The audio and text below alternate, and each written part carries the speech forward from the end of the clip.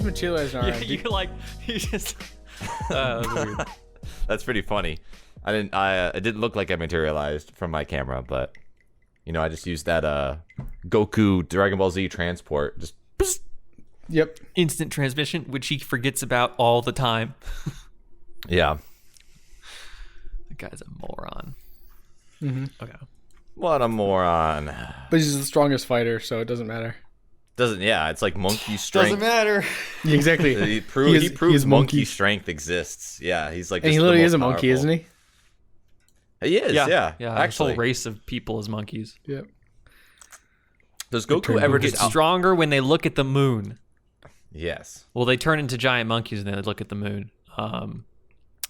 But then they just stop doing that.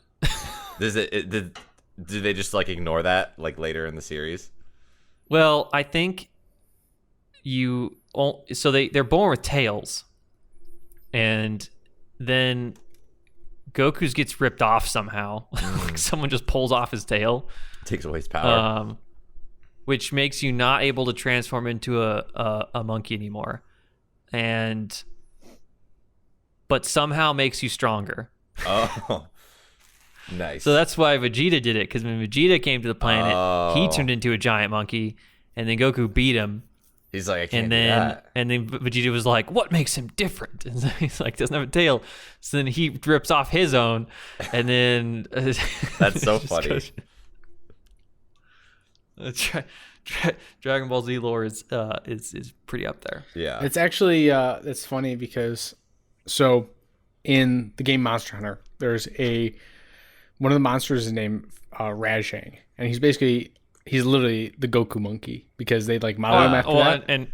And Raditz is the name of a character. So Oh, really? That's funny. So yeah, Rajang, he's basically big monkey, but he can go Super Saiyan. His like fur goes like yellow. Oh, really? And shoots Oh, like yeah, it's a lasers. 100% reference to, And he's gets stronger and more annoying, and like his fists become rock hard, so they just beat you to smithereens. But there's a variant of him called Furious Rajang, where his tail got cut off, and he's a lot more difficult and a lot stronger because he's basically in that Furious Super Saiyan state base, and he goes Super Saiyan 2 essentially when he gets angry. What a call. So that's funny because you saying that, because now it all makes sense. That's why they cut off when they cut off his tail. It was all a call season to 1 DBZ. of Dragon Ball, because there's Dragon Ball, right, as him as a kid, Yep. and then Dragon Ball Z is him as an adult when other Saiyans come to Earth to kidnap his son for some reason. Vegeta and Raditz was his like lieutenant, but then he dies in like season 1 too. I think Vegeta kills him. Not sure. You're done. He's the person that says, "Vegeta, what does the scouter say about his power level?" Like that's Raditz saying Oh, It's over 9,000. Yes. Yeah. Crushes the reader. Yeah. I remember then that Which- was like a huge meme. Gosh, that was like back in high school. Oh, yeah. That was Still Yeah. a huge meme. That was an that older was the meme. huge meme. And I at one point I was like, because the power levels was the whole thing, right? In season 1, and then the Ginyu Force all has power scouter things, and then you're able to he's able to hide his power levels. Everyone thinks he's weak, and then it's so dumb. But then like apparently Frieza has like a power level of 1,000,000. Oh, God. And then Goku beats him. Frieza's like, it's all so stupid. By current standards, Frieza, like at that point, was like chump food for most people in the series today. I feel like. Yeah. I feel like a lot of people could just Frieza back destroy. then would just be like flicked by everybody. Yeah. Yeah. Yeah. Does Goku? I don't like that the idea of like quantifying power levels, right? Because that Yeah, I mean that's why they stopped doing it. Yeah. because what it does is it pulls away from like, oh, it's like just a raw numbers game versus like, oh, X person may be, smaller or not as strong, but they've got better technique, better skill, therefore they know how to like, do it versus just, basically like two action figures just smashing into each other. Oh, which one's got the strongest power level? It's I mean, it was like the first like 2 seasons when they went away from that Okay. out of like however many there are. I don't know. Yeah. So it's not too bad. Does Goku ever like straight up outsmart his opponent ever? Never. Does that ever happen? He just beats him like with raw strength. You know, he did once, but not in a smart way. Like, just because the other person was really dumb. It's really not the only way he can outsmart somebody. So I was like, he technically takes Cell away to blow up, right? But I mean, he dies in the process, which is kind of a smart move. Like, your whole family and he kills doesn't other die. people too. Like, Yeah. like, I didn't know where to go, so I took him to King Kai's planet. And he blows up that planet, kills King Kai and the monkey and the cricket that live on that planet. What the heck? That's so dumb. That is interesting. Okay, I was just curious. I didn't know if he had a big brain moment ever in the series. No, he's like, oh shoot, my plan to gamble the entire mission on my son failed because my son can't handle fighting people. So I guess this guy's gonna self-destruct. I guess I'll take him away somewhere. Yeah, that's kind of what happened. We'll bring him somewhere. Because that entire fight, when they were fighting Cell, Goku's like, everyone's like, Goku, fight this guy. You're the only person who can beat him. And he's like, my son can do it. This. He just like stayed out of the fight. Oh my god, it was so. And the entire time, Gohan is like, Dad, I don't want to fight this guy. Please. Yeah. Father of the year, people. Father of the year. Mm-hmm. Yeah, this guy's a terrible father. Yeah. And how old was Gohan at the time? Oh, he was young. He's like he's like 13, 14. Yeah, he was 11. He was maybe, straight up like a kid. Young. Like, he was really young. Yeah, but he's still super buff.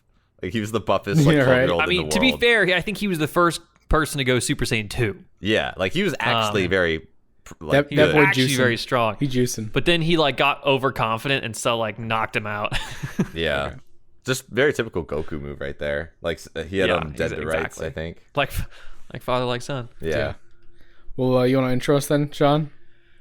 Yeah, I will. This is episode 28 of Almost a Podcast.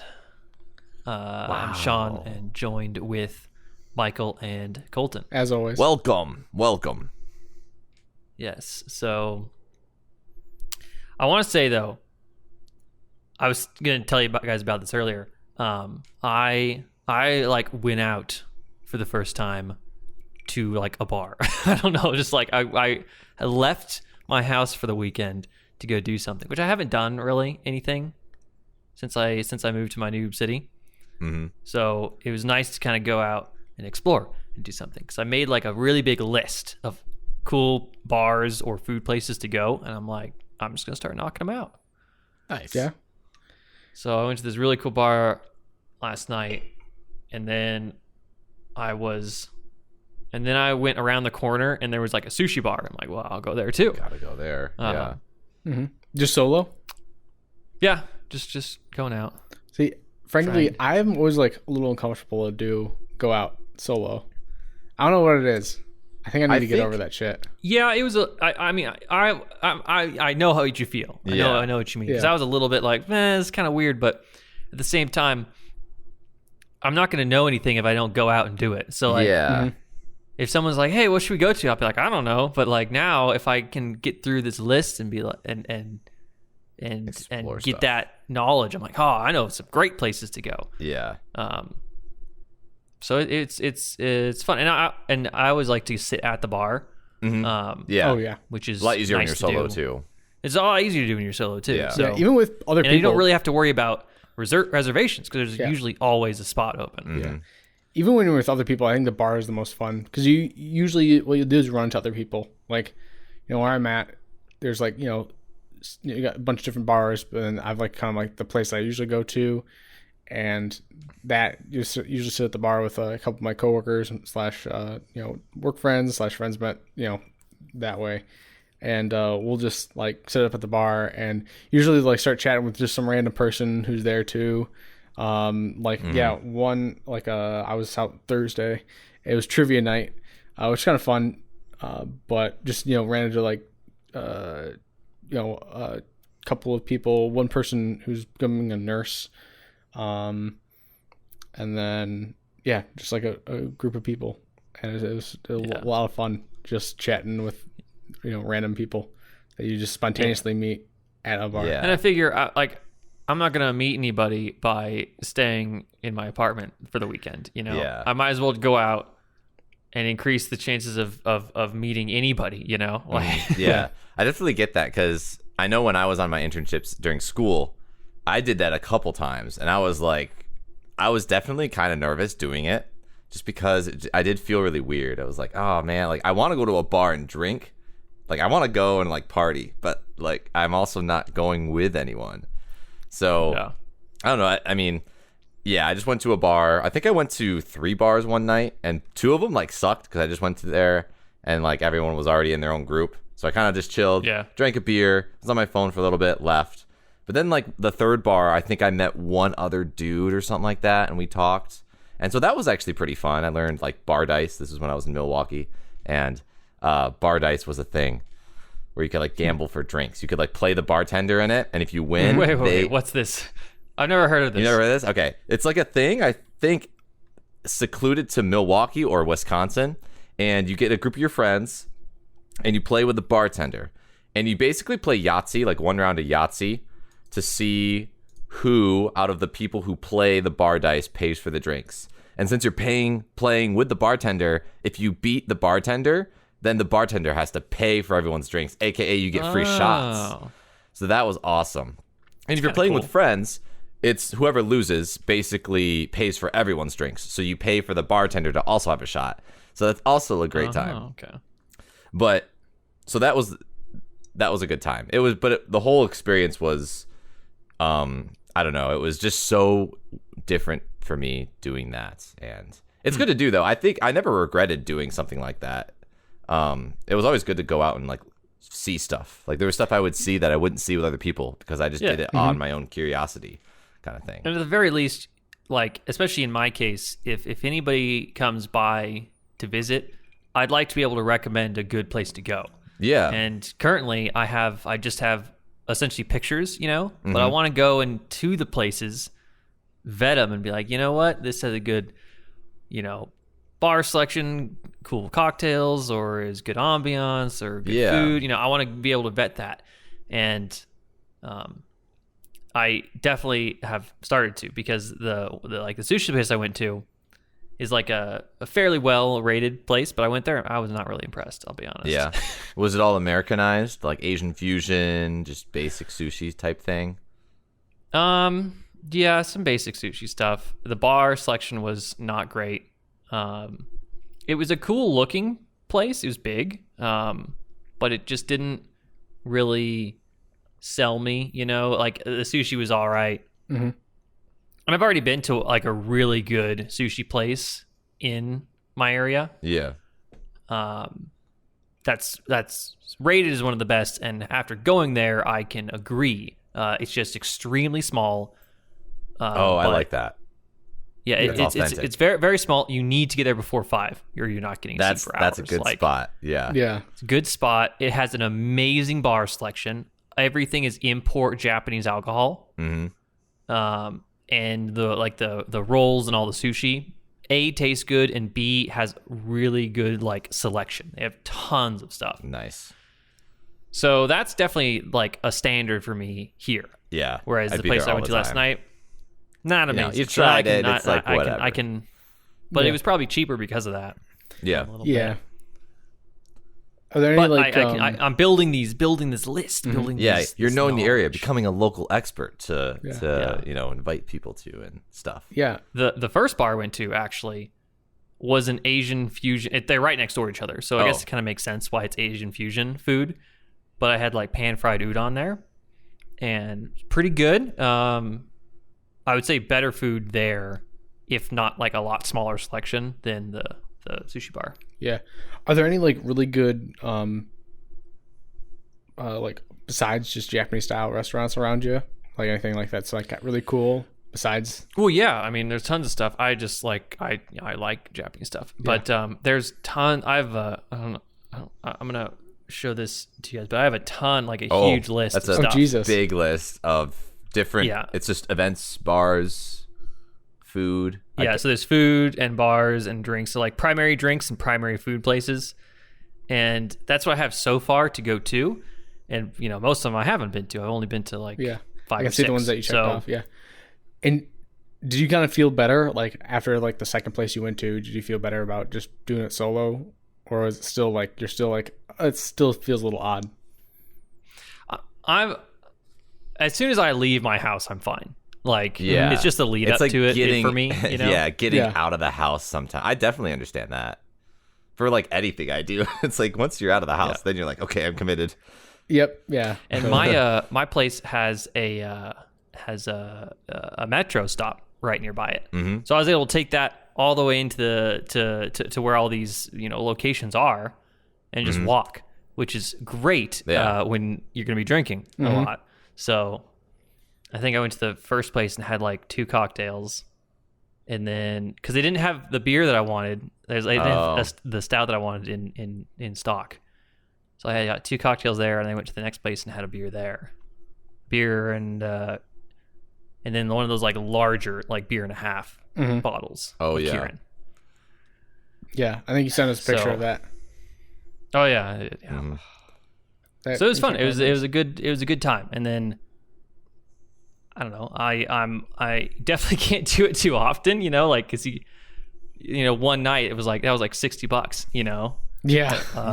And it's that's like just one me. person. Like wow. Yeah. Now, granted, I went to 2 places, so right. It would have been just 30 had I went home, but I was still feeling like I wanted to go try something new, and it was right there. I'm like, come on, right. As well. Got to do it. I'm curious. Have you guys, when exploring your local areas, have you ever been to any like speakeasies, or do you know of any speakeasies in the area that you've visited? Like a true speakeasy?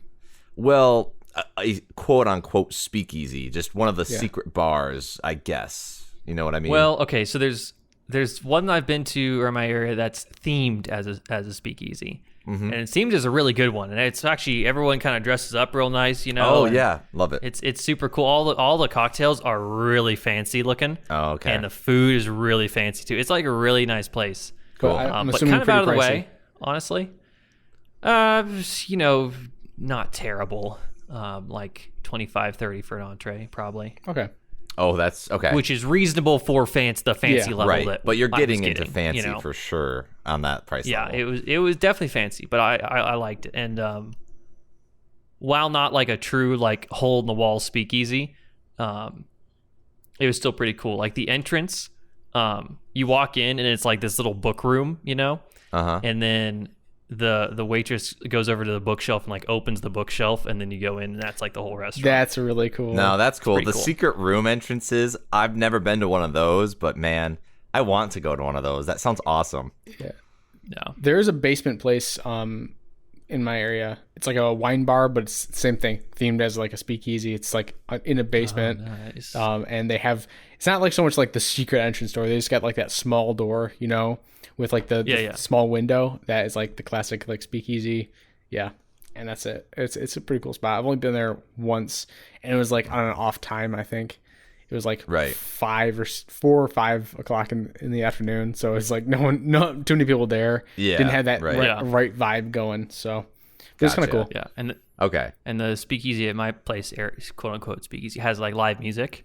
That's nice. Okay. That's very cool. Jazz. That sounds like a nice speakeasy. Just the whole setup's good. Honestly, it's if you guys ever come visit, it's we'd go there for sure. I'm like down. It's one of the places I would say let's go here. Yeah. And also we should probably clarify what a speakeasy is for anyone who's not American, because it's a very American thing. So a speakeasy was like during like the Prohibition era, like 1920s. We banned alcohol for some reason. Yeah, one year. where Like, we get strictly banned alcohol alcohol. And so during that time, basically they had like these little small bars in the major cities where you could actually procure alcohol legally, right? And so like people would go there, and like they have to be all hidden and secretive.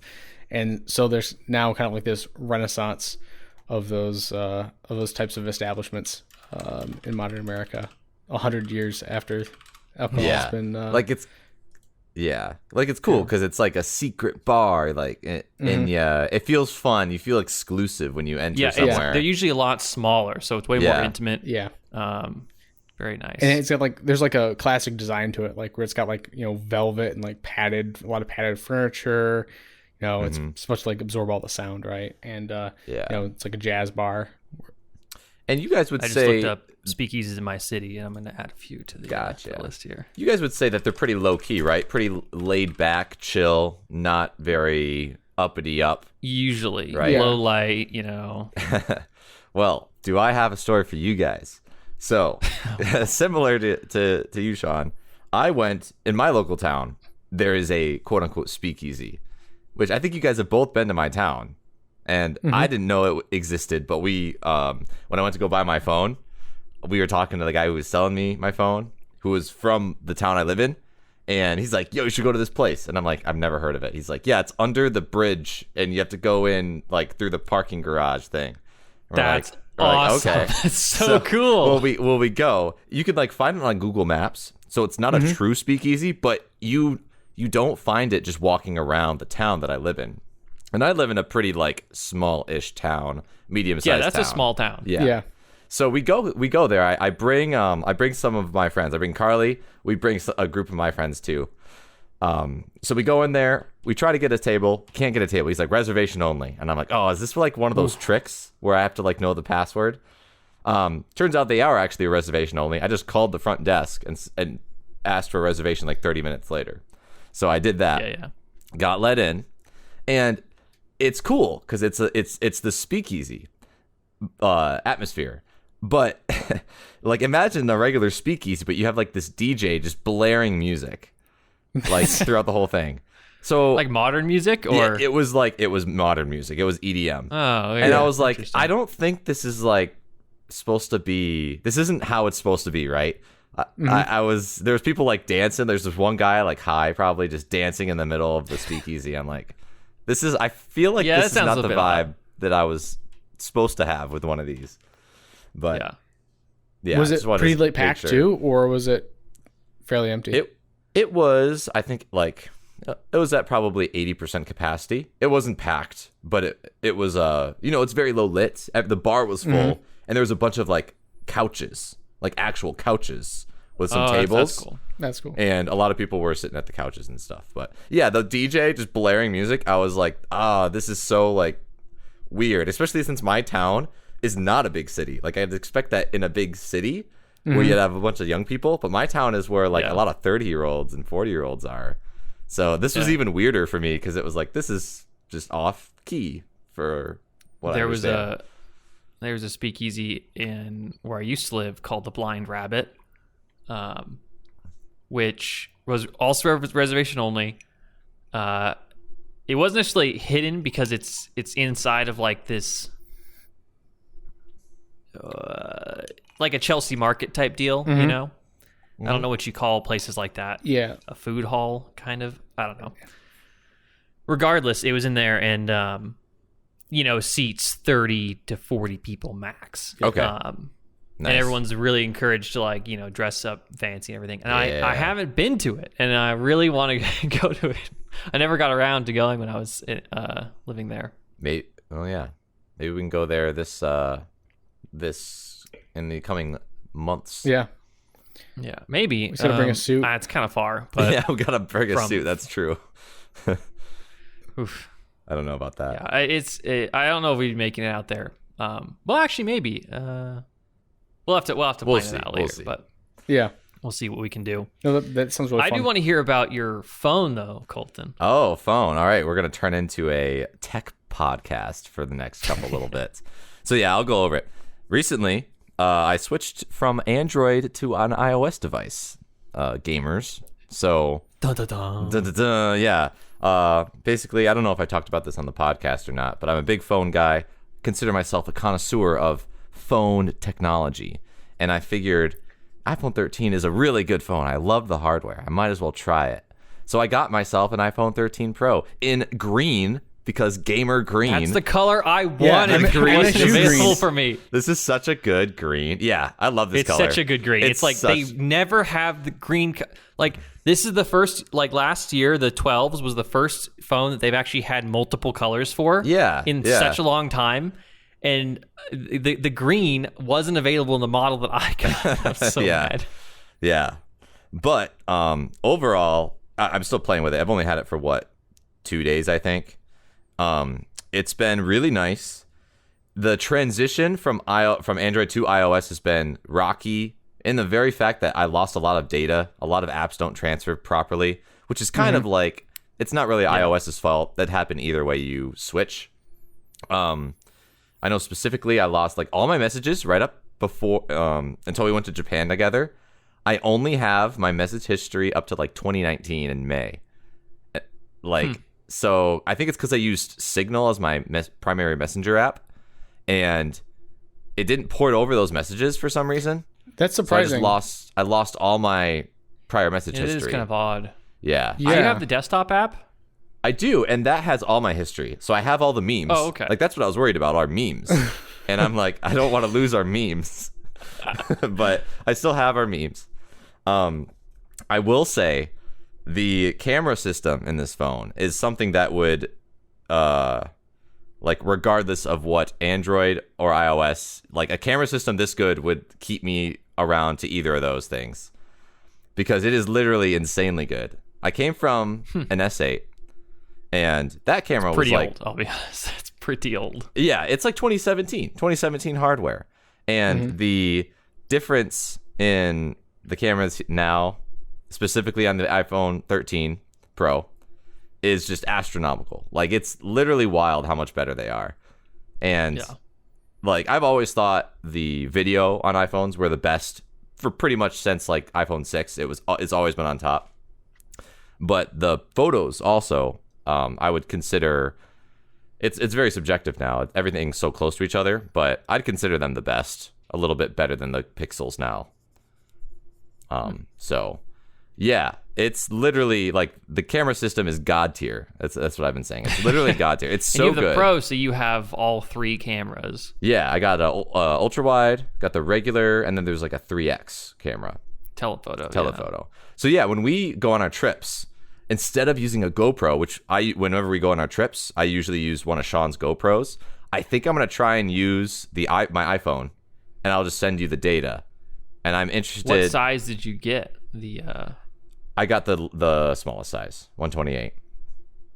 Okay, so you can film at 4K, 60 frames. That's what I will be doing. I'll be filming at 4K, 60 frames, probably like filling up my iPhone with that video fill up the iPhone on that trip. Yeah, and you better have a like an external disk or a computer just to offload it to. I'm just gonna put it like I'll upload it to Sean's server or something. Like I don't know. I'll that's probably what I'll do. But yeah, it's really good. Like I don't know. It could be because I had really old hardware anyways. And any phone from 2022 from 2017 is gonna feel awesome, right? But I've been pretty impressed with Apple. Like Apple does a really good job of, even if I came from Google, I can still use all my things, whereas I feel like it would be difficult the other way around. I don't know if Google phones or Android phones have that, like iOS. They don't have the like iTunes and stuff. But on iOS, I can still use Google Photos. I can still use all my Google apps, Google Calendar, like all the mail. Part of that's Apple. They're like, we don't want to let you use our app. Yeah, they're trying to get you in, and they're trying to keep you. They're not trying to let you go. Exactly. So that it's kind of nice, like because the mail app is really easy to link everything to, where it's Google's version isn't as easy. It's like very good. It's a very good, I don't know, environment. To keep everything in one place. Yeah. So yeah. I mean, I've always had iPhones. Before, I guess, initially though, you have your flip phone or text phone. I went from flip phone to iPhone, so like that was my transition. And I think the first iPhone I had was the iPhone 5, which is kind of crazy to think now that we're on the iPhone 13. Yeah. Wow. Yeah. And the 5 was awesome. Actually, it's why I like the 12. Because the 12 and 13, because it's back to the form factor that the 5 had, which is the flat edges. Yeah, that's so much nicer. And I really like that. I don't feel like I never really liked the curved edges. Yeah, I mean, you know the story of how I bent my phone. I feel like with Wait, you bent your phone? Yeah, that was a 6. I think you bent or something. It was a 7. Yeah, so a 7. Yeah. I think I've told this story before, but Colton and I were coming back from your dorm, and we decided, and we're longboarding, right? Because it's like, what, 1 in the morning, 2 in the morning. It's really late. Yeah. Yeah, and we're tipsy. We're like, and so coming we back from decide one of to our end up going to the Wharton Center ramp, which has one of like the spiral style ramps, and we're like, let's just go boarding down from the top. That's a smart idea. And so we start going down. Colton, you start going first, I think, and then I follow, and I just hit an oil slick about halfway down, and I'm going about probably at least 15 or 20. And I mean, it's really fast. I bailed. Yeah, I bailed fast. Like I started going, I'm like, oh no, I can't do this. You kept going. You're like zooming. Yep. Oh yeah, we were flying. Yeah, but I hit that oil slick. Board slid sideways, right, and flipped me over, and I landed right in the phone, and like, you know, it's the new aluminum case, right? So it just got bent to all hell. Dang. That was fun. That was it's one of those folding phones now. Yeah, it's like the new folding phones. I'm like, biffing it or eating it on boards brings up another memory of ours. Do you remember when you and I were like boarding to an exam? Yeah, it was like sophomore year again, right? Me and you were boarding to an exam, I think. And what happened? Like I was following you and you were going, or you were following me. Oh, did we collide?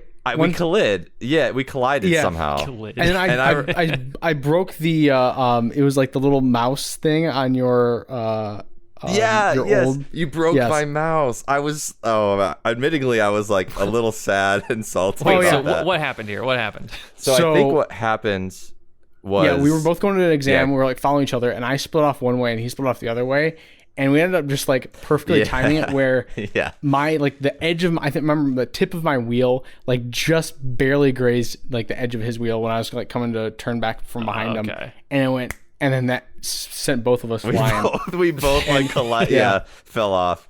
I mean, dude, I offered to like. I was so worried because I was like, I was worried I broke your PC. I was like, dude, I'll buy you a new PC my if need be. Was in there. Yeah. Fortunately, it wasn't because that would suck. Because that was you had the eraser at the time, so I've been like, oh, there's $1,500. Yeah, but So that was silly. That was the one that I remember the most because it was like. Because you came out from behind me, right? You clipped my back wheels, so we were like merging. I just literally clipped. And then I was like, "We're fine. I'm cruising. I'm chilling." And then Mike clips me. I'm like, "Pooh!" Just like flip. Yeah. Good times. Man, those like bailing moments are what I remember from being on longboard. But now, like, I feel like. I'm still young, but I'm getting to the point where I don't want to take that fall. Yeah. Oh, absolutely. Yeah. I am way more conscious about taking like damage now, like than before. Like, cause boarding, taking damage. Boarding, like I remember when I would just hit a rock when I'm on a longboard, and my board just stops, and I just fly off. Oh man, that's the worst. Yeah, or like for me, the worst one I did is I was boarding. This was like during the summer. I was just boarding down like a path, but I had like a steep hill, right? And I thought, I'll maybe go 15 when I at the end of this hill. And there's a curve, and I'm like, I could take this. And it's like on like a fairly narrow like paved trail, right? I'm like, I can take this. And I had not been boarding for probably 3 or 4 months at the time. And I'm like, I can take this. My longboard was configured. It's got looser trucks, right? I configured it so I can make tight turns. On like weaving in between traffic and weaving in between people like on campus. So I'm like, I'll take this, just throw my board down, start going. And I go down the hill and I go a lot faster than 15. I probably hit 22 and I'm like, this is not good. All of a sudden I start feeling the board wobble. This is not good. Like, it's just shaking because it's way too loose. I'm like, oh no, this is not good. And I just go whoop right into the dirt. Yeah, that was a fun time. I really scraped myself up pretty bad, but that was probably the worst fall. Of all the things I remember, actually, the Warren Center one was great. About boarding, like the most fun I had was probably when the three of us and then Gus on his bike, we started doing the train where he would. Yeah. I think we're going down the river trail. We just held on to each other. Yeah. And then, we all like held on to each other, and then I think Colton, you were in front. You grabbed Gus's the back of Gus's seat. and he started just pulling us down the trail, right? And we're just going, and we're going pretty fast, but they're all three of us just like hanging on, and like, and Gus just acting as the motor the for engine. us. Yeah. I've had 2 bad falls. One was, I think both of them were freshman year. When you're first there was learning, like this state skate event, Mm-hmm. which I don't think you guys were there No, I was there at the time. Oh, I remember You you were? talking about it. Yeah, skate. I wasn't there personally though. Yeah, so I went there and I like won a longboard at the end Yeah, of it. It was you really did. cool. You got hardware. What the heck? Yeah, but I hit a curb during that and got it on video. Like I was filming myself, like Oh yeah, on your GoPro. with my GoPro looking at me, and then I hit a curb and just like eat it like straight down. That was really funny. That was on camera. And then the other time was I hit a road at like the crossing at like a 4-way road stop, and I was going across the street, and there was this crack the size of the wheel. Mm-hmm. So I hit that, and the board dead stopped, and I face planted like on it. But it was so quick because I was on the board 1 second, and the next second I was like face on the ground. Yep. And I was like, it's disoriented, and like my What's water bottle going flew on? around, so I had to go do that. Middle of the intersection. And those are like the 2 bad falls I took. God, but yeah. since then have been pretty good about taking falls. Yeah, man, those intersection falls. Whenever you're bored, like when you're riding and then you fall, or maybe you have to biff it because whatever reason, and your board just keeps going, and it goes into the road and it stops traffic. That's like the most embarrassing thing. Oh yeah. I remember I did that once on like a really packed like between classes transition. There had to be like 80 people watching this. My board, like I trip. And it goes right in the middle of the road, and it stops like all traffic. And there's like 40 people on each side just waiting, looking at me, seeing what I do. Giving you death I just stares. run. Yeah, I'm like sprinting. I'm like, okay, I'm gonna grab it, and then I just run off, and I don't ride it to the rest of the way to my class. I'm like, yeah, I'm gonna just stay low for the rest of the trip. That's to my how I lost my class. first board. Is like it went into the road and someone ran it over. I Split it in should half. laugh. I That's remember not that, funny, but yeah. It was a super cheap board, and I knew it was probably gonna happen at some point. So. But I was still able to ride it home. Like it was split in half, kind of like, but like 1 or 2 plies was still there. So I was like, if I stood on the very front, it wouldn't like drag too much. So I rode it So home you're that fine. way. Have you guys ever And then went on Amazon and bought a new one. Oh yeah, you upgraded from there. You guys ever get hit by a car? You guys never got hit I by a almost car, did, right? but I haven't been hit by a car yet. That's I'm good. not. No. I know my worst fall or whatever experience was I was I was riding, and this was like a bit far off campus. It was towards that parking lot that you have. Where was I? Yeah, it's like that big hill. There's a big hill on campus that we used to ride down and up. Mm-hmm. And the hill we went down and went under a bridge, and then we came up again and we kept riding. It was like a good straight. I don't remember the street or whatever, but On the bike path? yes, it was along a bike path. Okay. And there was a big parking lot that I parked in at the other side.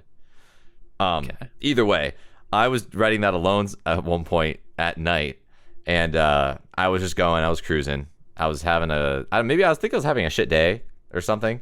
But I remember seeing this car. I was going on across a intersection, and they had a stop sign. So they were supposed to stop before, obviously, the crosswalk. And I'm like, it was like a shitty van pulling up, and I'm like, bro, this guy looks like he's going too fast to stop before the intersection. I swear to God, if he doesn't stop, I'm gonna be pissed. He doesn't stop. I just don't stop at all. He like stops at the cross section. I literally just like ride at like, it's not fast, like 10 miles an hour. And I just go boom, like right on his car. Like I whale it at 10 miles an hour.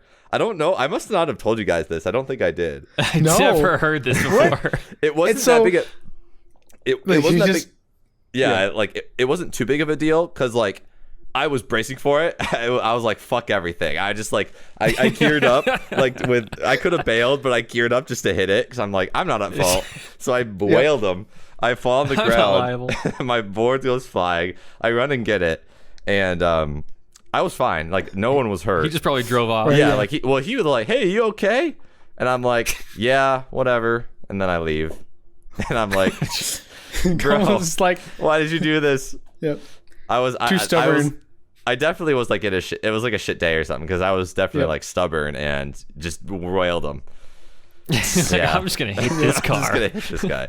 The other big fall I was riding near Belmont. I fell and it was cold, and I just laid there on the floor for like 3 minutes. And there were people around, but they just walked around me.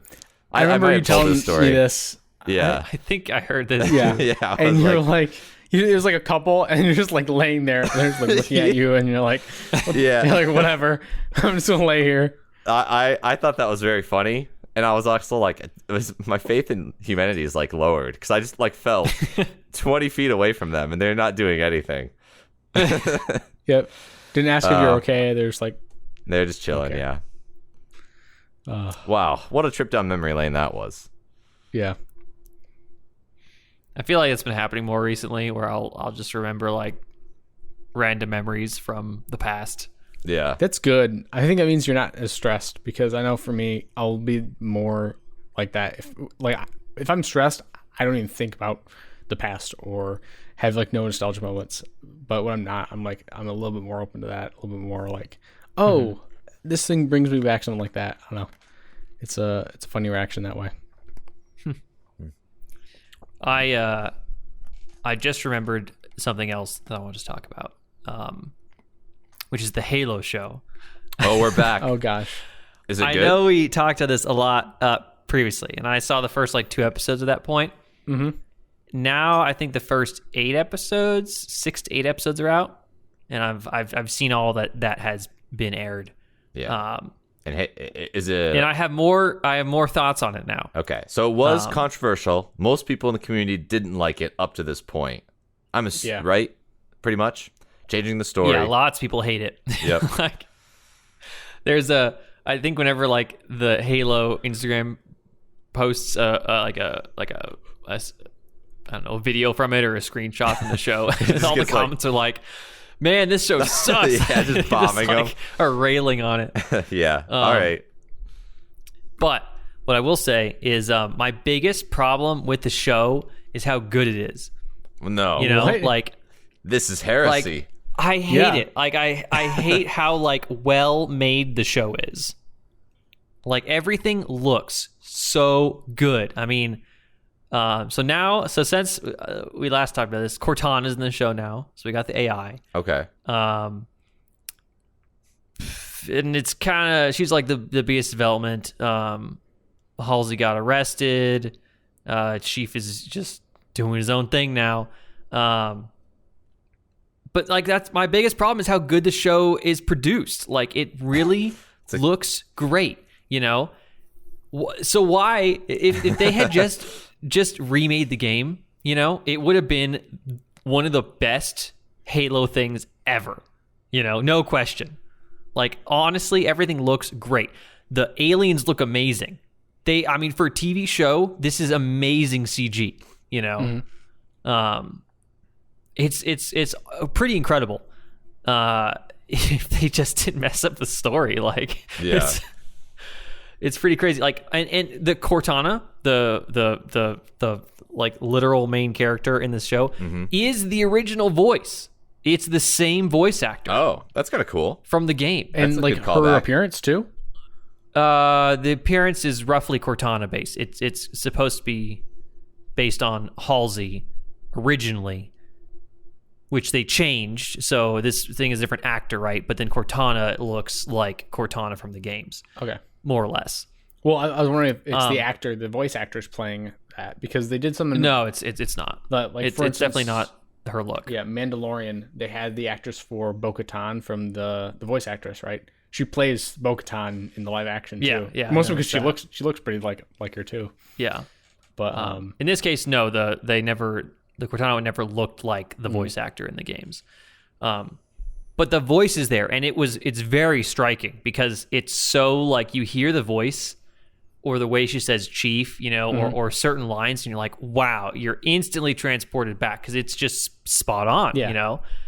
But then like how they implement it just doesn't make sense, you know?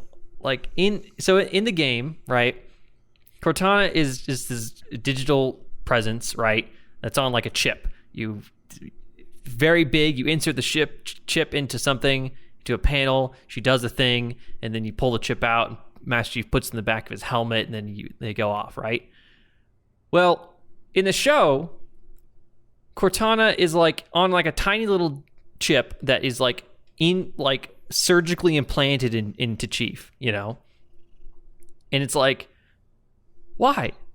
There's no need to that. The only reason to do it is like I was trying to think of this, because the only reason to do that is to cover up other faults that they've already done in the show. So because she's like physically inserted into like Chief's spinal cord or whatever, she can like freeze him. Yeah. So he like doesn't he like passes out essentially. Yeah. Which they had to do because they had the reveal that like Chief figures out that he was been abducted and everything, and like tries to like kill Halsey. What? And then yeah, and because of that, they had to find a way to stop him from doing that, which was Cortana being inserted and entered into his nervous system to shut him down. Huh. Like, you're making all of these little plot devices that don't need to be there if you just followed the original source material, you know?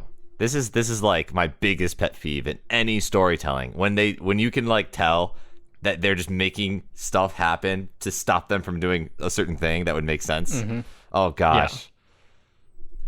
So, but I'm still watching this show because like it looks so good, you know. Everything just like looks really good, like works. I'm just so upset that that their script choice, it doesn't make sense. Yeah. Oh, man, it's just so weird. I don't know. And Arbiter's not even in it yet. You know, like he's a very key figure. I hope they have the same voice too, because if they don't have the same voice for Arbiter, yeah, that'd be funny. And I mean, like, they got the original voice actor for Cortana. Why even go through the trouble if you're so far away from the original thing? Like, it would have been so good. Like this, like the show's decent in the sense that like, okay, it's an okay story, but it could have been amazing. It could have been perfect, you know? Yeah. And it's just one of those things, like, maybe one day we'll do it right. Maybe but one that's day. Not today. Yeah, I don't know. Like, maybe we should do an interview with them. Bring them on the podcast. Be like, hey, so why'd you change the script? And then we can answer all our... So why'd you ruin Halo? Yeah, Sean, you can just rail this guy. Like, so I've been with Halo since I was like, 6. And I gotta say... I don't agree with the choices you've done here. You made some wrong decisions here. Yeah. Yep. Yeah. Just go full hostile. Yeah. Well, I mean, like, that's the thing. It's like, it looks so good. I just don't know what happened to the writing. Yeah. Speaking of perfection, Spy X Family. For me, right now, that has been my perfect show. That show is so good. This is a new anime that's airing this season. This is that was a hard cut from Halo to anime, the newest anime of the season. Are you watching it, Colton? No, I might pick it up. You guys seem to like it, right? It's great. It's absolutely great. I like it, but I don't think it's amazing in the way that Michael thinks it's great. It's like all right to me. I don't know. It's like it just doesn't feel unique, you know. Like, I mean, it is unique as far as animes go, but it doesn't feel like I'm not enthralled with the story, you know. Like, this is interesting and I'm gonna finish it, but does it make me like, I could miss an episode, you know. I'd be like, oh, okay, I'll catch it next week. Something about it, I can't even put a finger on it myself, because normally this is not kind of show I really like go for, because it's like, I mean, I'm pretty sure it's Shonen Jump, right? Like, that's the... I mean, it's similar to Bakano for you. A little bit. Maybe it is the setting, and I just like how everything's played out. Obviously, like, yours great. No one's gonna... Is that the assassin lady? That. Yeah. Okay, I was gonna say she's gonna. Everyone seems to like her a lot. Yeah, Like, she's taking top slot. Which is kind of odd though, because really she has had 0 lines almost. Oh, she has like maybe 10. It's in the first 2 episodes she's in, she has almost nothing. Oh, in the first kind of well, she has no lines in the first episode because she's not even in it. But exactly. You're In right. the next 2, in the she's like second barely episode, there. But it's definitely progressing, especially Yeah. like this latest episode was great. I don't know if you saw it, but also I don't know, just some of the ridiculous scenarios that they're getting into and how like there's I can't even put a finger on it why I like this show so much. Maybe it's Anya I don't like. The girl, I can see that. think, I like, didn't really why I don't didn't exactly really get her character until like 3rd season or 3rd episode. Yeah, 3rd season. Yeah, I'm already way ahead on this. I missed out. Yeah, but I think it's fun because I actually like the wrench that she throws into the works because obviously, you know, if you haven't seen the that's her show, role is to be the odd one out. she's a telepath, so she can read the minds of both anyone, right? And so she'll but she's trying to read it from a 6-year-old's perspective, and I think they do a great job of putting her in a 6-year-old's perspective because I feel like most anime characters, when they're 6, they're like a 20-year-old mindset. Yeah, they're buff. They're playing They're like, 40 I gotta chess. commit. I gotta kill this guy to get my family's And she's name like- corrected. yeah. Like, And she's just thinking like a 6-year-old. She's like, "Oh, this is really cool," or like very simplistic thoughts, but she doesn't always understand the total context of like what the thoughts are, right?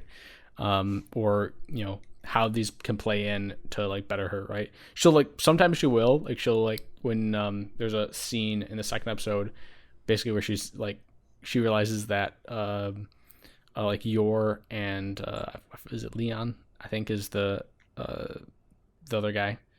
What They is his name? Yeah, I think it's Leon. Basically, they like each other, and but she's like, "Oh, I'm off put because he's probably has a wife." At least that's what Yor's thinking. And Anya's like, "All right, I got to make sure that act up the role that her mom is no longer around, right? Well, she doesn't exist in the first place, but she's trying to move things along in a way. Yeah, but a lot of times it's more of a deficit rather than a benefit. That's one of the few situations where it's been a benefit. But yeah, I like the show. It's just not like amazing to me. You know, I'd put it at like a 6 or 7 right now for me. I'd put it at least a 9 for me right now. Wow, that's pretty good. cool. Although the trapped in a dating sim one though, that's top. That's pretty great 10 out too. of 10. Especially, I was so excited for this latest episode. So, I haven't seen it yet. I need to Colton, watch do you this think tonight, you'll watch but, this one? I don't know. This is such an interesting show. You guys keep talking up. I might want to. Okay. Trapped in a 'Cause dating I don't sim. want to talk spoilers. It's just ridiculous and it's funny. Yeah. Typical like dude stronger than everyone else anime. I love You know, those. Those are my yes, favorite. but Power he's like fantasies. the underdog, quote unquote, but stronger. Which is also plays into the trope, you know, stronger than everyone, the underdog, the odd guy out that is always stronger and better. Yeah. You know, like very, very, very common trope in anime. who soon And becomes not the odd one out because he's the best, right? Comes the most. no, he's Well, still not one out. yeah. But it's been fun, mostly just due to like the stupid antics, and also for me at least, what I really liked about it was, okay, this guy, you know, it's based on he has played a game before, right? So he's basically gone through this whole situation, so he knows how to like basically exploit the system. That's yeah, part he of it. knows everyone's weaknesses and strengths. Yeah, and then he'll like pull some like psychology on them to like screw with them and try to like throw them off their balance, which is a lot of fun. Kind of plays up his villain role in a lot of ways. But it's fun, and Sean and I have been like taking side bets on the side of like, oh, what's going to happen, happen, and stuff like that. You were wrong this last episode, though. You saw the latest episode, right? I didn't see it, dude. I keep telling you that. Oh, spoilers. Oh, okay. Well, Spoilers. Michael's terrible at this. He's like one of the worst. I didn't say what he was wrong spoilers. about, though. But you're right. I am. Well, it's the terrible only at thing this. that I can't honestly remember what I said Hey, so you're at this fine. point in time. But I Yep. probably could if I gave it a minute of thought. Yeah. So don't get a minute of thought. That Yeah, it's way, gotta go- my conscience can be. No, your conscience is saved. still dirty. There's no, Yep. It's still there's no way stained. around Still that. tainted. Yes. But it is fun, and because of how like typical it is fun to see if it's gonna do what we think it is or not. Yeah. So, I remember what it is now. Dang it. Bummer. I feel like, I mean, it could have gone either way. We'll see. Sean, I feel like I'm excited. Well, at least I don't know the resolution. It's true. Yeah. I feel like the most mad Sean has ever gotten is when spoilers are involved in something.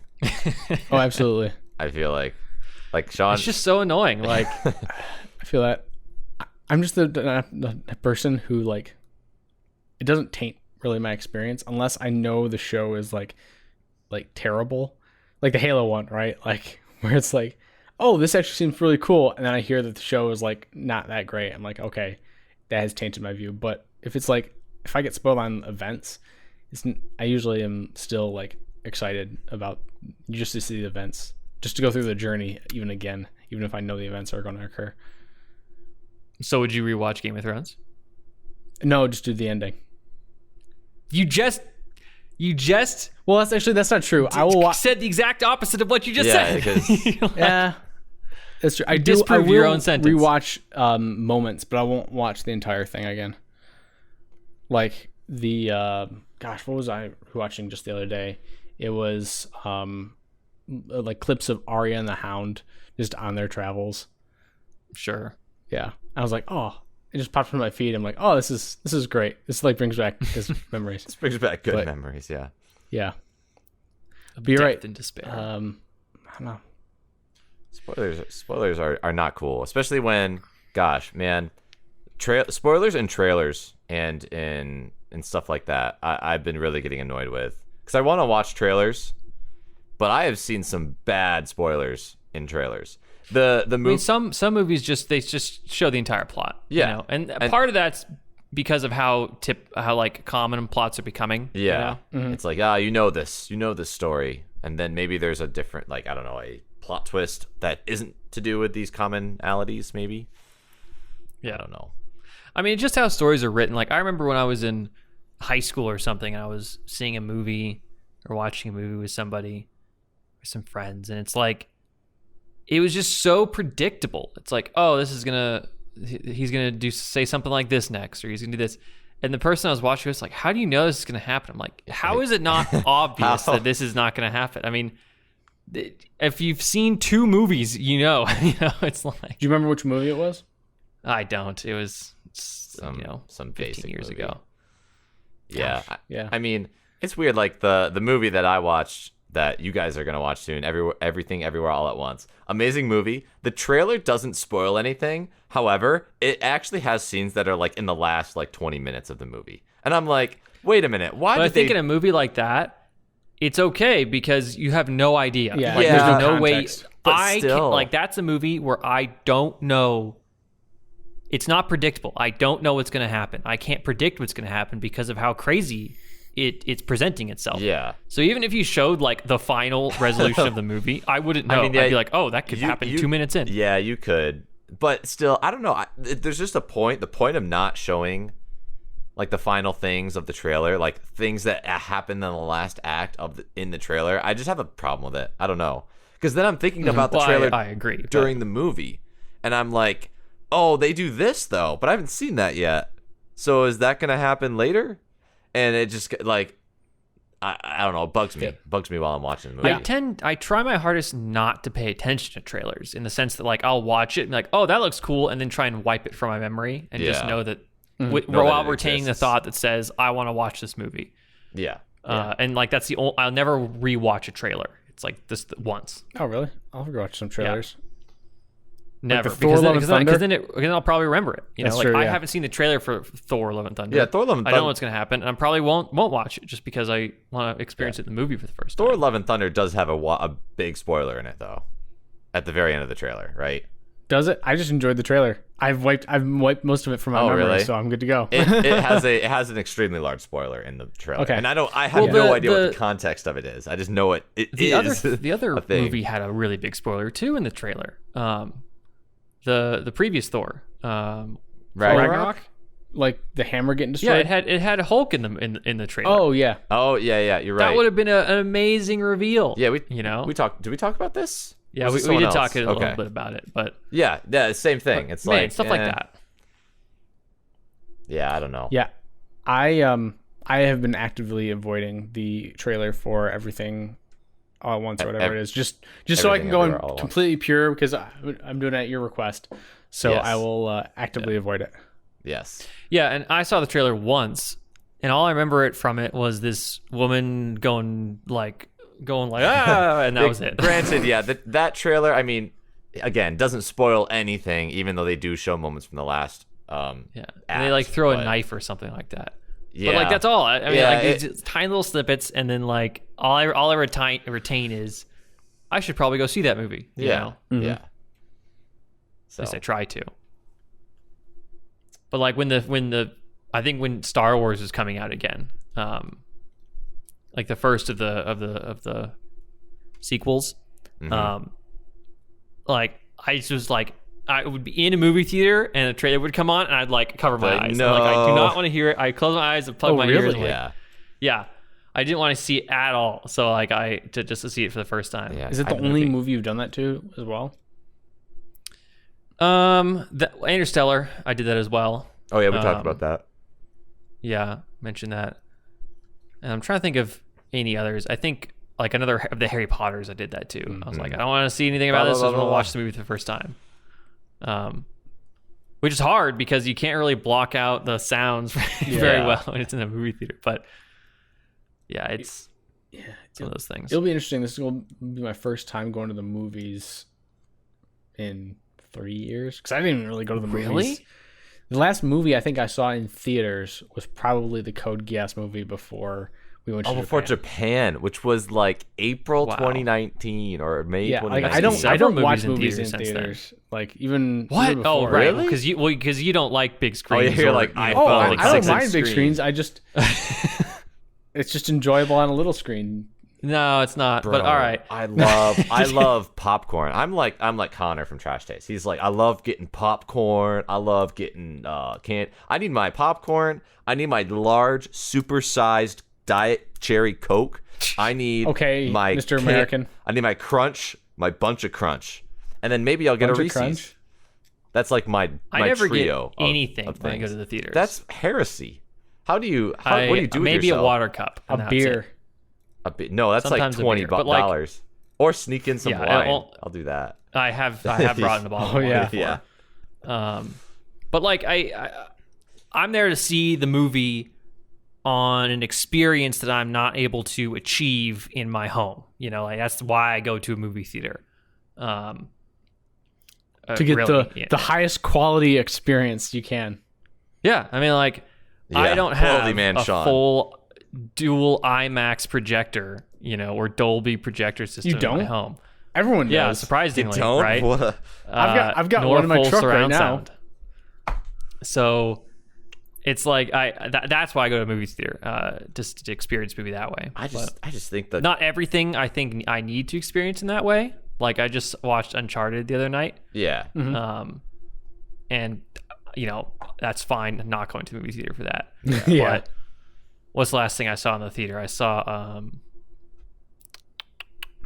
did you probably see a Marvel movie recently in the theater? Shoot, what was that movie that I saw? Well, I know the next movie I'm going to be seeing is, you know, the Doctor Strange. Yeah, that's definitely going to be in the in theaters, and I already have tickets for it and everything. Dope. Marvel man. Oh, the Fantastic Beasts: Secrets of Dumbledore is what I saw in the theater last. I see. Week or two ago.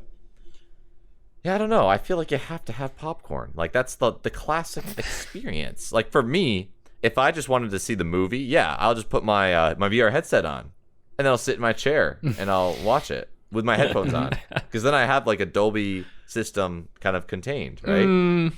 It's debatable. Dolby system, it's like even better. It's like fully encompassing.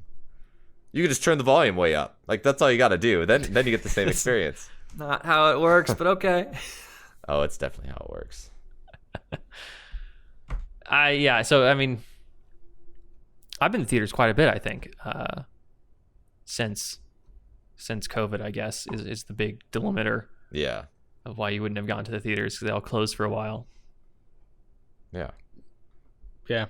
Have you guys ever been to like an actual theater performance? Like a like theater like with a an play, RE. like opera or something. Theater with an RE. Yeah. Yeah. Theater. I've seen yeah, I've been to a couple showings. I think I've seen Les Mis long ago. Yeah, I've seen Les Mis and Phantom of the Opera. Oh yeah. I've seen Cats. Yeah. You've seen Oh, Cats? Cats? Was it good? Was it Cats. as good as the movie? The movie is like 10 out of 10 for me. I haven't seen the movie, Dude. but I kind of want to watch the movie to see how bad it was. But I liked the play. That's good. I should probably go watch it. I know it's like everyone really likes the actual play. It's a good play. It's a good thing.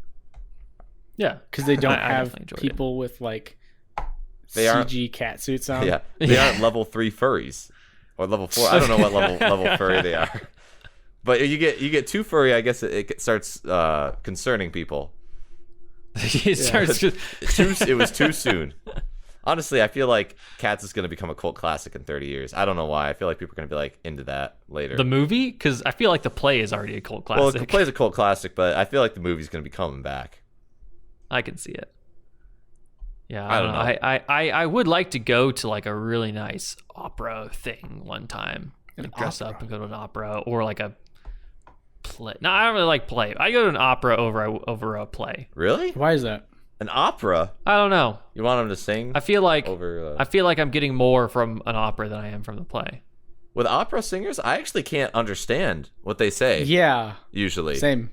Me neither. Wait. But, you know, But it's really just like the musical feeling, you know. Yep. It's all about the. I've been the to a vibes. ballet recital as well, ballet recital. in like a theater type thing. Really? Was it like professional Like ballet? like a true professional ballet? Not professional, but it was like a friend's ballet performance when I was in high school. No. Ballet's cool. Swan Lake. But I'd something like to that. go to like a real fancy, like multi-tier level Oh yeah, thing. it's like the one where you would see. I don't know. It's in the movies where they have the multiple like suites or whatever, Yeah, and you yeah, can see. They're in every. like spy we're only movie. the rich people. Go. Yeah, we're like 'cause it's- you're sitting next to the Count of Monte Cristo and like Yeah, the Duke yeah. of Yeah. Oxford or something like that, and I think that'd be fun. you to got go like through at least the once. fancy like eyeglass Oh, thing. yeah, I want the little With like the scope, yeah. zoom in. eyeglasses. Like, ooh, what's just down there? Yes. Yeah, I don't know if That'd be pretty fun. I'm good. It'd probably be boring, but like I want to experience it. I Yeah. remember I went to an opera once. My parents, when I lived in London, we were in Italy or something. And we went to an opera, and the opera was puppets. The puppets. It was like a play with puppets, and That doesn't sound. they right. were singing like opera, and it was like the most insufferable thing I have ever been to. It was like 4 hours. I was like, I cannot take this. As a kid, As a that would be 12-year-old, impossible. you to get can't through. even understand the puppets. I mean, the puppets sometimes did some jokes. Like, well, there was one time where, I don't know, it was like the puppet lady would be walking around and be like, hello, blah, blah, and the men would just like, they just kept looking under her skirt, and that was apparently funny. Not very PC anymore, but No, that It's was Italy, like, though. to me, that was like, he, like, funny, I guess, joke. That was, I couldn't it was all in Italian, so I couldn't understand them.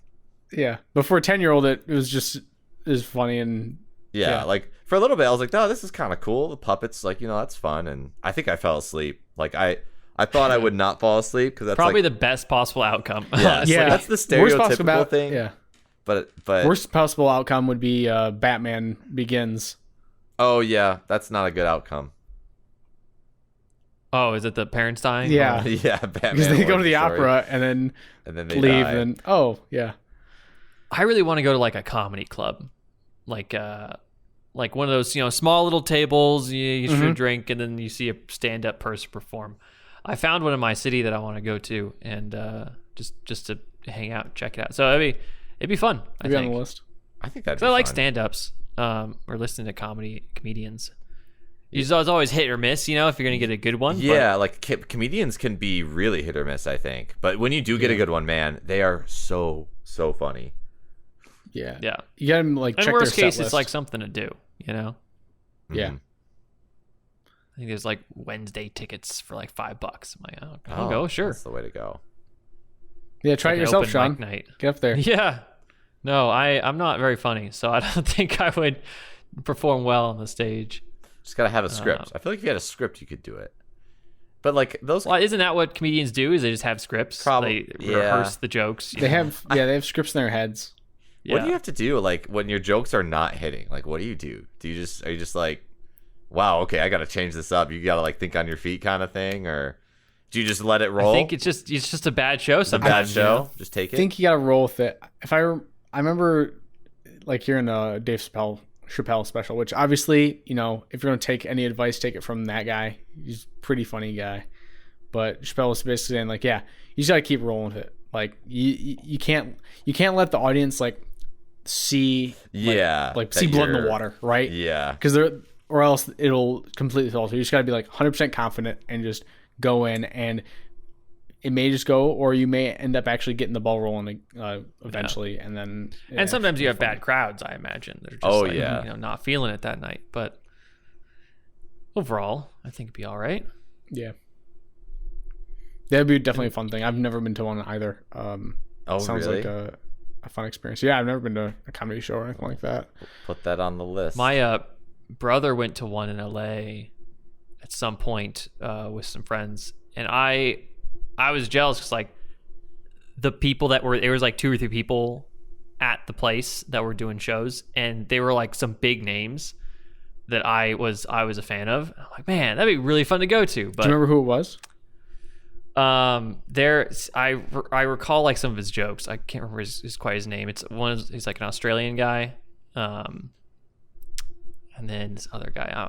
If I remember the name, I'll let you know. But some fairly big people like that have specials on Netflix and stuff. Oh, so. yeah, wow. that's very big. Shit, maybe we can check if there's a what is it? It's Comedy Store, right? Is the one in LA? I do not know what the one in LA is, but yeah, maybe there's I'm some sure big names going on when quick we're Google over there. search away. Yeah, that'd be a fun little outing. Yeah, I'm just excited to like go visit a bunch of like different restaurants and stuff like that. There's a place in LA. I think it's called Central Station or something similar. But it's basically Chelsea Market, you know, like LA's Chelsea Market. Wait, what's Chelsea Market? There's like a LA's version of Chelsea Market. Is you remember Chelsea Chelsea Market? Central Station. What's Chelsea Market? Is it like? That was in New York. Oh, is that like all the food places? Okay, the food court. Okay, Yeah. okay. I just want to make sure. Yeah.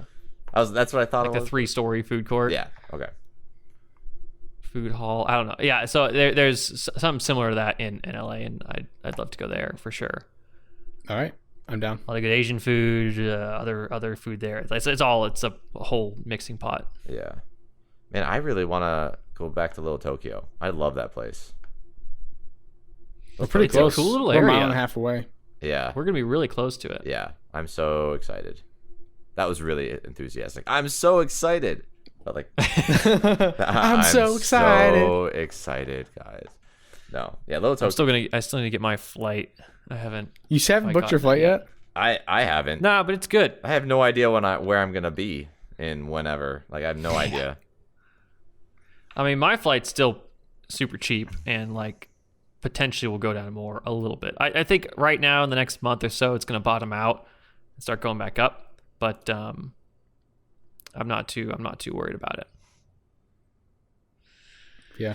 The other flight to Spain though, that's going to be a big you're telling me. worry in the sense that expense. like when you get the price for it or the same, expense yeah. too. Some of those flights are ridiculous right now. I've been If I watching could get something for $700, I would be happy. I think that seems one of the really best you can good get. if you could do a $700 That's exceptionally flight. good. Yeah. I don't I was even in- know. That was what I got for last time I went to Europe. I got for $700. Wow, that's a great deal. So that's even I'm cheaper looking- now. You with really inflation. got to watch and wait and find the right one. But Yeah, I'm looking sub 900 possible. right now. That's my ideal. But I heard that just with everything going on, and like there's this kind of idea. It's called revenge travel that has kind of been hitting the zeitgeist. Yeah. Basically, Yep. where people just go out and travel a bunch now that COVID's done, yeah.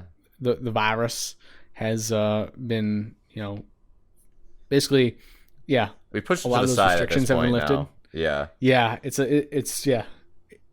it's on the back of everyone's minds, but Yeah. yeah, I mean, and whether or not that's going to play into prices or not, Yeah. And supply chain issues with like, airplane fuel. Mm-hmm. That I don't know how it's going to affect it. So like whatever predictions would say like, oh, normally this is a really good price, when in actuality, what's currently is probably the best price you're going to get. Like I don't know which is which just makes it tough. Yeah, it's true. But we'll see. It'll work out. Yeah, it'll work out. I think pretty well. I just had sandwiches, for the first time in a while. Like I made sandwiches for work, like to eat. So like I think the whole last week I made myself 2 peanut butter and jelly sandwiches for lunch every day. Just PBJs though? Yeah, just nothing simple. More. Nothing less. Because I was like, in my head I was thinking, this is genius. Bread costs like $2, and then peanut butter and jelly is cheap, like less than $5 per the thing, and then I have it for the whole week. This is amazing cost savings. Less than $1 per day for lunch. I was like, this is incredible. So I did that because the previous 2 times that I got bread, I didn't make sandwiches, and then the bread went bad. Oh. It happened to 2 loaves. Oh. That's really sad. And then I was like, I'm not gonna have sandwiches anymore until last week. Yeah, I'll do that, but I usually have butter, right? And so like if I end up I know they're gonna go bad. I'm like, fuck. Well, I guess I don't know what I'm eating for dinner tonight, which is I literally just take spreadable butter and bread and just go, not even toast it, just you just eat bread and butter. That's so terrible. Sad. You just eat that for so dinner? Messed up. That's a very large step I have to go down through this from your entire truffle thing. oil. I have to go through this entire thing of bread because like I don't want to waste it, right? So I usually like either make a sandwich, right? Because I'll usually buy bread and I'll make like a sandwich or 2 of it, but I'll buy an entire loaf. And like, and I forget that I've got it. And I'm like, oh fuck. Yeah.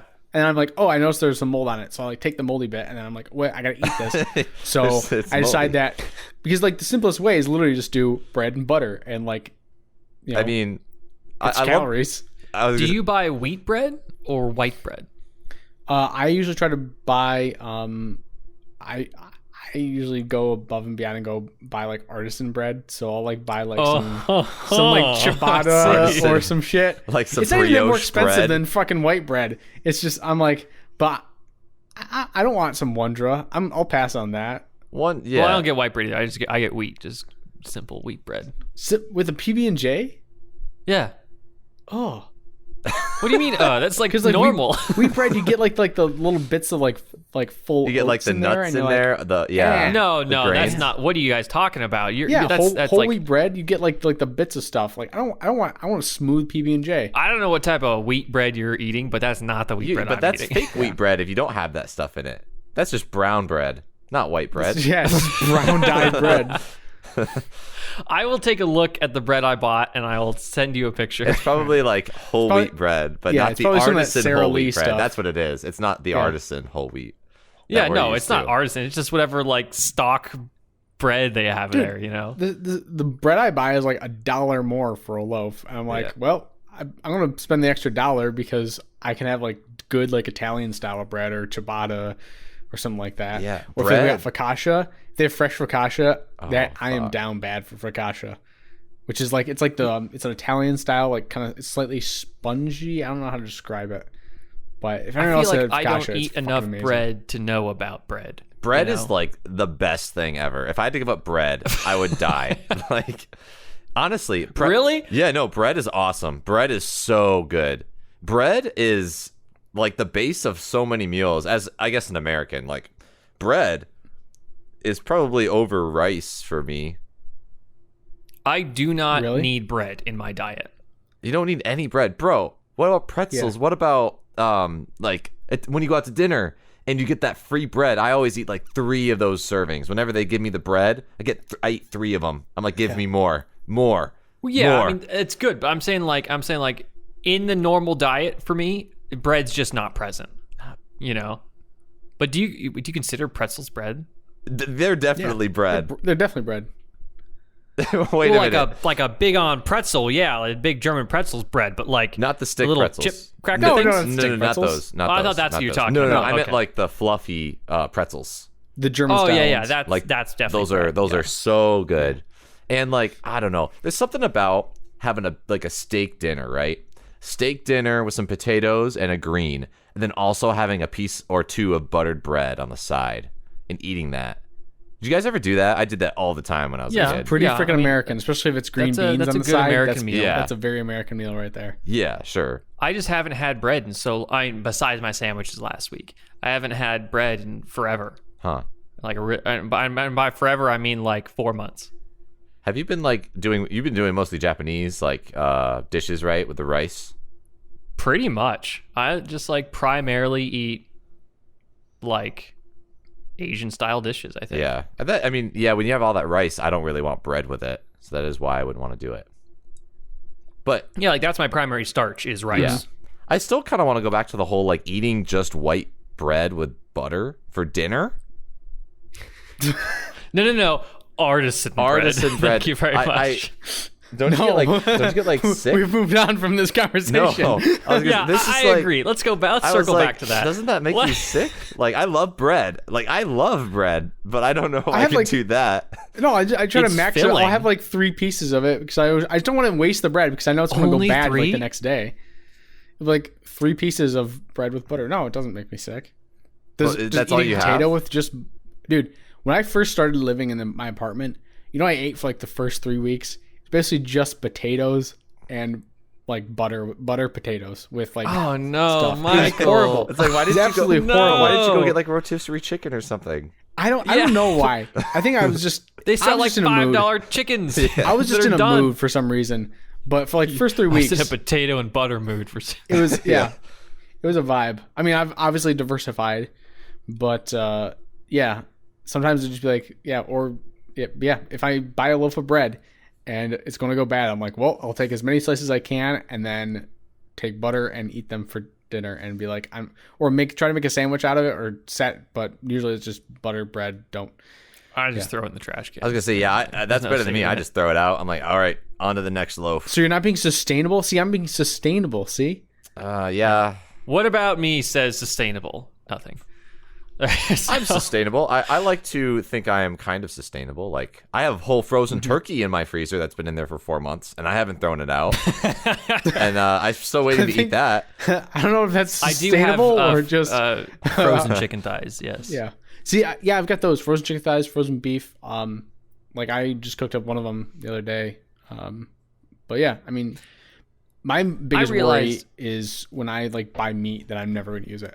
That's why I try to always like buy small amounts because a lot of times I'm like there's one time I went to like Sam's Club or Costco, which are like the big box stores, and got 3 pounds of bacon. Jeez. Because that's all they had. They only had 3 pounds of more than bacon. one person. I'm like, I need bacon. Do I need 3 pounds? And I ended up only using like a pound of it. Yeah. So I 3 ended up pounds. throwing like 2 away. And I'm like, I just feel so wrong now. And like, this is not good. I bought a thing of bacon, like, what do you call a pack of bacon? Yeah. And pound of bacon.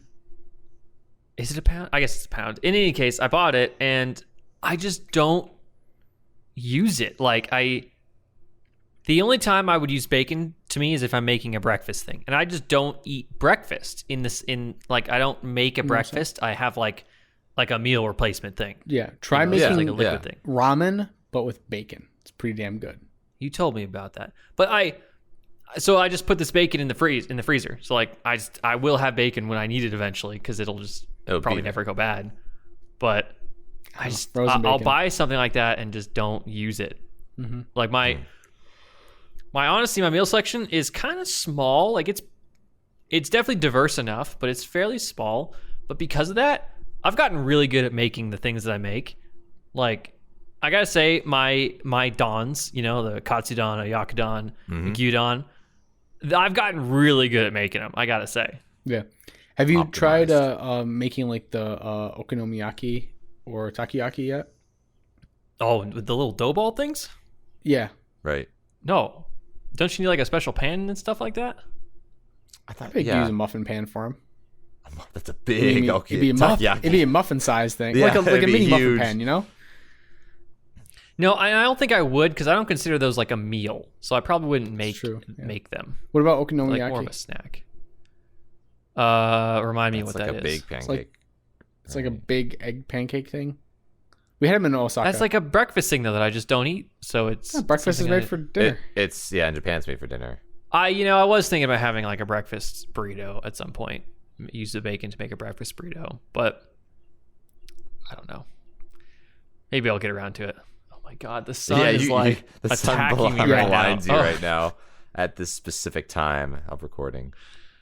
Ouch. Yeah, I'm such a bougie grocery shopper. I don't know if that's just me, but man, we have an Italian market near me. We have an Indian market near me. I buy the fresh pasta. I buy the sauce. I buy the fresh sausage. Pasta? Yeah.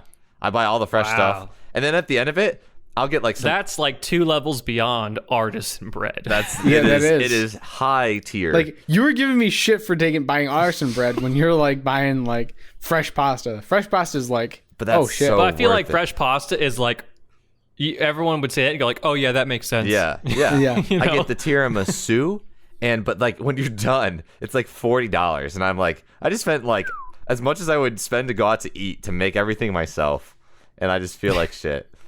That's why you go with box pasta, bro. No, but box pasta has been lying to you. Barilla or whatever the name is, they're lying to you. Barilla.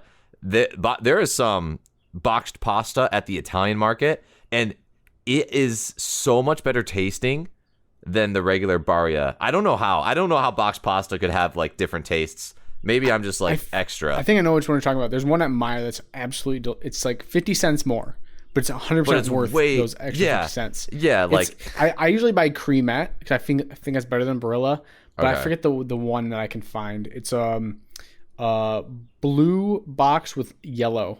I forget the name of it, but it's absolutely delicious. I know what you're talking about. Yeah, it's absolutely delicious. I need to figure out where to buy tortellinis. Because I know you can buy tortellinis in like a bag, but I've been buying them from Costco, and they're like pre-made-ish. Like frozen? Like you just need to... Yeah, they're the frozen ones? No, they're not frozen. They're like refrigerated. Yeah. You want to make tortellinis? So they don't last forever. I don't want to make them. I just want the dried ones, so I pop those in and then... I don't think they do that because they have meat in them. Yeah, they're stuffed, right? No, they mainly have cheese usually. Oh, really? No, all the ones I buy have meat. Mostly because I want. You're thinking of raviolis. No, tortellinis have chicken and stuff in it. You can't have chicken. Get pork the ones I use are like usually cheese tortellinis. Yeah. And those ones you can like freeze dry and stuff. I know they have them because we made them quite a bit as like at my house with my parents. You mean dried? It was like pasta, like boxed pasta. It was dried, yeah, with cheese in it. Yeah. What the heck? Yeah. I didn't think that would be a thing, to be honest, but I don't know. It was really good. I just don't know where. I think it's a Trader Joe's thing, but I'm not sure. Trader Joe's. Trader Joe's. We had this conversation actually. What we do? Was it you and I, Colton? Was it you and I? Freaking Trader Joe's versus Aldi's. Oh yeah, Trader Joe's is. No, yeah, that was like an episode or two ago. We talked about that. Did we talk about it? Okay. I think so. Yeah. I don't. Briefly, track. It was like I don't like Aldi's and think Trader Joe's is far superior, but I don't really like Trader Joe's either. So, what's your favorite? What's your guys' favorite grocery store? Is it like Kroger, or whatever their subsidiary is in the other states? Yeah. I have a subsidiary of Kroger in my area. Yeah. But it's, and that's what I go to more often than not. Costco is really good.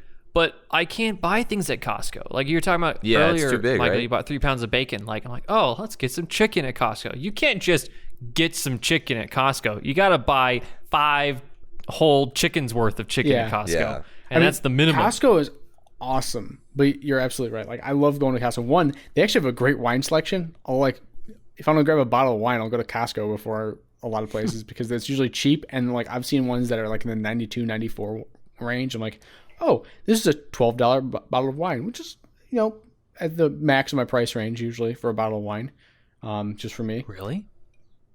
Yeah, I'm not going to spend more than $12 because usually it's like But you're a quality person, Sean. I'm like, I'm trying to maximize my gains, with For your loss. minimizing my costs. Yeah. So there's like the perfect ratio around a $10 to $12 bottle of wine, Sauvignon Blanc specifically. From I'm into the $20 to $25, 20 to well, 30. look at you. Hey man, I just like barefoot. Barefoot's awesome. Yeah, right. This man, the $3 bottle of wine. I don't Dude, know. it's so good. I think it's too sweet. But if you give me a bottle of wine from like New Zealand, I'll pick one of those up. Those things are just delicious. When you come to visit, I'll make sure to get a cheap bottle of wine for you, and I can have my. Yeah, like no, you stick with the low priced wine. Yeah. Just for you. I'll have him in my the corner, $25. give me a It's sippy obviously cup. what you enjoy the most of, Yeah. so I gotta get it Yeah. for you. You're gonna give me a sippy cup too. No, I wouldn't go that far. I'd give you a plastic cup. But you will be able to screw the cap back on without any issues. Dude, those are the best though. Like yes, corks I are like like it all too. fancy and shit, but having a screw on cap, it's so much easier. Although it's actually you can let wine breathe just as easily with a red, but yeah, with a white screw on cap just works just fine. Yeah, we kind of went over that where cork is kind of really just tradition that people stick with, and really screw on doesn't really make a difference. Oh really? It doesn't at all. Yeah, and actually, you would prevent cork rot with it. Yep. Because there's no organic material to rot away at it. Yeah, and prevent like Brett contamination, so that way you don't get some like the molds. But Yeah. they want to stick with corks. Yeah. And to be fair, like, It's a lot cooler. Corks Yeah. are way Yeah, cooler. corks I gotta are say. cooler. do you It's- remember when our professor for that class literally did the saber? So I think it was the last day. It was like the final exam.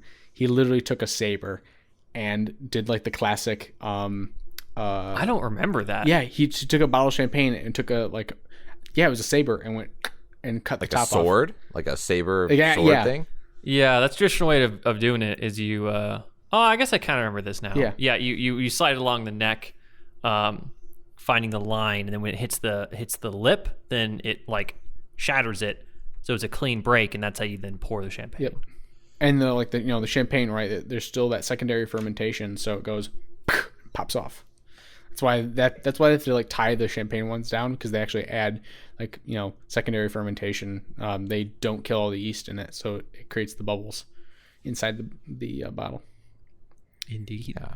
I'm not expert, but that's much as I know. Well, you guys, I'm no expert, but I did take a wine class. I was gonna say Yes, this was I the took a college wine class. Yeah. Took a college level wine class. I'm an expert. It's now. like that. I am It's like that meme accredited. with the guy standing in the corner, like they don't know that I took a wine class. Yeah. I don't know. I do think that wine itself is a little bit overblown. I say this with my uncle, like, is a sommelier. So, like, he does this stuff, like, for a living. And I'm like... What level of sommelier He would is hate he? me. I don't know. But Is it 1, 2, or 3? I'm not sure. But Level 3. yeah, You like, gotta check with him. I do. He like does this stuff. I'm like, I don't like, I really now appreciate it. Like that's one of the main reasons I want to take that class back in college, was I wanted to learn how to appreciate wines and all that stuff. And like communicate with him and like actually talk on not obviously not on the same level, but like at least be able to understand, like speak the same language, right? Yeah. But yeah, even now after I'm like, I'll stick with my $12 bottle of wines, because for me that's what's gonna be the best bang for my buck, is finding like a good like 90 or 92 that's just, this is a pretty decent bottle of wine and fulfills my needs. I mean, a regular barefoot Moscato bottle of wine. You drink the whole thing, and it's actually like a good night, a self-contained good night. Dude, are you That's all kidding? need. Wine headaches are the worst. Yeah, but you just drink some water. Just drink some water. I even drink water and I'll still get bad headaches. Yeah, from I mean, drinking wine. I guess they can be kind of sucky, but I don't know. I think I just don't drink enough water. I think if I drank enough water, I'd be good. Next time we hang out, I'll drink a whole bottle of wine, and I'll drink a lot of water while I drink that bottle of wine, and I'll report back. Bet. All right, you're on. And we'll do it. We'll do it. A Let's whole see. This bottle. will Too be late. We can do July that tonight. 1st. July 1st is probably the next time. July 1st. we'll, We got to make sure we don't that'd go be many great. places. We'll each get our own bottles of wine. Then we'll do a podcast while we shit. drink the wine drinking special. Colton gets $5 to buy his wine. Michael gets $15 to buy his, and I get $30 to buy Oh mine. my God. Yep. And then we'll do a episode while we do that. Just be like, yeah, I'm halfway through and it's doing great. During the episode, you have to finish your Oh my god, that's 100%. I'm 100% down for that. I'm down. It's doable and it's a terrible idea. Absolutely Terrible doable. Are you idea. kidding? We gotta do a disclaimer. We do not advocate drinking with big binge drinking. What's the title for that one? However, we will be drinking. As you just hear the wine pouring, just like glug glug glug glug glug, Have like some like new intro glass. music coming in, just like our usual intro, but with like a upbeat version or something. Yep. Oh gosh. Wow. Yeah, I'm 100% down to do that. We'll just have to wine find some bottles of special. wine. Not a problem in LA, I don't think. Yeah, No. I think we'll be good. Plenty of wine mountains in LA. Barefoot's in LA, right? I'm on their home turf. I think Barefoot is made in Central California. Yeah. But, Must be good. Must be the best. I guess on that great idea, we'll end today's episode here. Yeah. Yeah. No more new ideas. We got to save them for other podcasts. Well, thanks for listening to this episode of Almost Podcast. One day we will get there. One day. And it'll be a great time. Oh, I'm so looking forward to it. Yeah. I am really looking forward to this idea. Yeah. This will be fun. Really, just because I get a drink with you guys in person again. Yeah. That'd be really fun. So I was actually thinking like today. It's weird because this is like one of the first times we haven't hung out during the week. Usually we've been hanging out during the week, and it was like, dude, it felt like a long